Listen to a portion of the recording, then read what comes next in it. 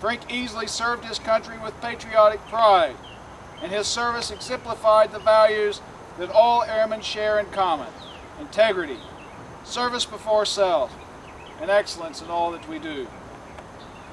Today we honor him for 32 years of faithful and distinguished military service in the Air Force, and for his willingness to be placed in harm's way for the sake of freedom.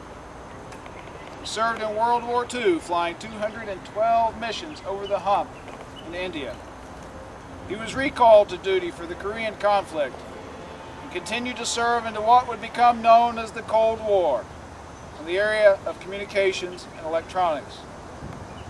His distinguished service earned 3 awards of the Distinguished Flying Cross, 4 awards of the Air Medal, and 3 awards of the Air Force Commendation Medal.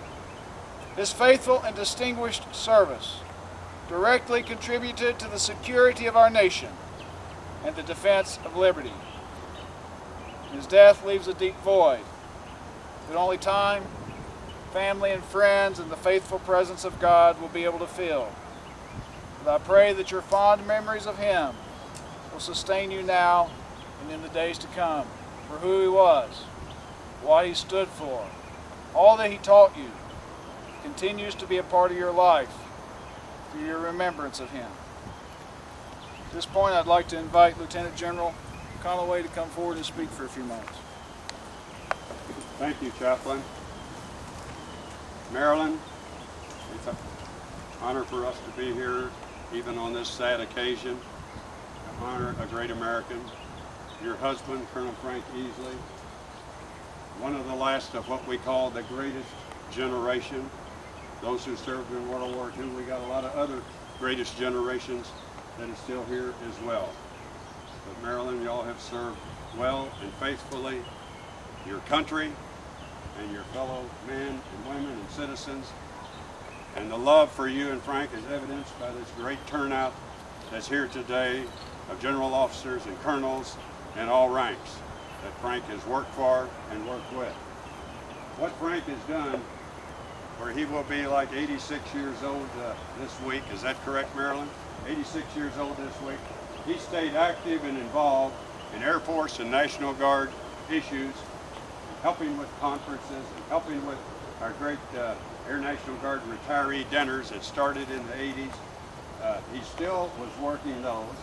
Our quiet birdmen are here. Where are our quiet birdmen? They're still quiet, but they're here. But our quiet birdmen, Frank, he lived to go to the quiet birdmen meetings and conventions. He lived to go to our National Guard retiree luncheons and to go to our Air National Guard retiree former air commanders dinners. That meant a lot to him as he wanted to continue the tradition that he was used to serving in. He was very active in AFCEA, the Common Electronic Association, that he was in his earlier days. He was very active, as General Douglas can tell you, in the Air Force Association, by evidence of a former chairman of the board of the AFA that's with us today. So all of these Frank stayed active in all the way up until the end. You know, his career primarily served North American Air Defense Command and the National Guard Bureau and the Air National Guard. He helped set up a lot of the communications for the SAFE sites and a lot of the radar sites dealing with in our North American Air Defense in the Cold War. Then he came in and was the Comm Electronics Division Chief for the Air National Guard, among other duties.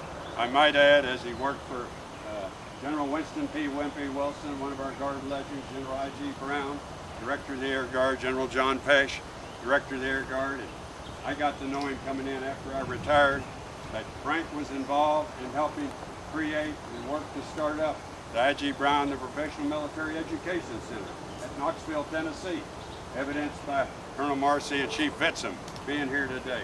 So Marilyn, you can be proud of all those accomplishments and great things that Frank has contributed to. As Colonel Ed Haynes said, Frank may not have been the greatest technical expert in communications that there was, but Frank knew how to kick the door down and get the experts in to tell them what needed to be done so they could get it done. So that's what sums up what Frank Easley was. He was kind of the linchpin and the expediter that to get things done when it needed to be done. So I thank all of y'all for being here, and our deepest sympathy to Marilyn and all of her friends. Frank Easley, you had a great career, and you did well, and I salute you.